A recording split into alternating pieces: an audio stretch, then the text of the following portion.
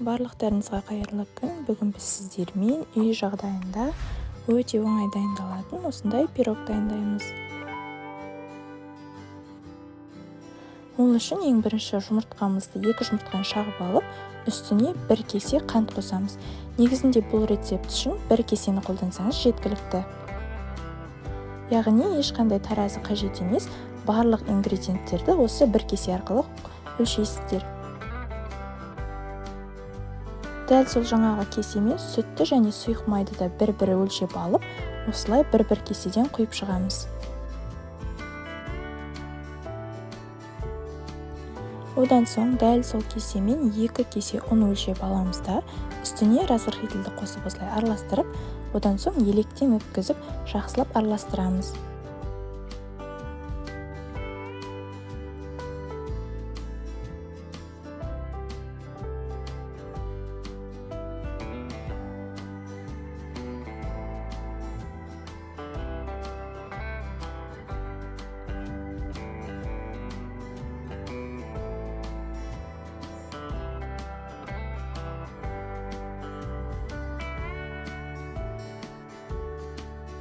Ұнымызды бірден емес, осылай 2-3-ке бөліп алып араластырамыз.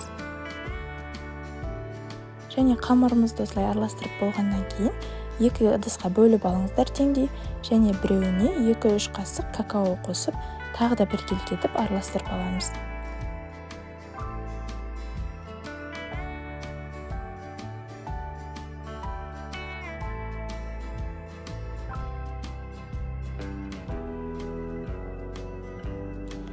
Сосын мен пирогымды осындай ыдыста дайындаймын. Сол үшін ыдысымды ең бірінші жақсылап майлап аламын. Сосын 2 қасық ұн қосылған қамырымызды, одан соң 2 қасық какао қосылған қамырдан қосып отырып, осылай кезекпе-кезек салып шығамыз.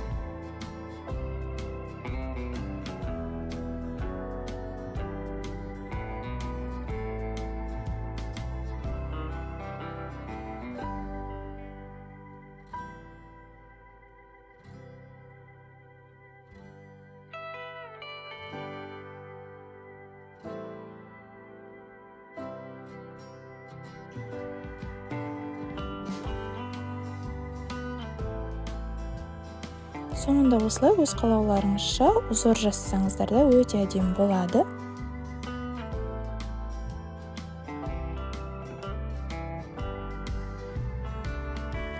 Сосын алдын ала қыздырылған пеште 170 градуста 40-45 минутта пісіріп алыңыздар.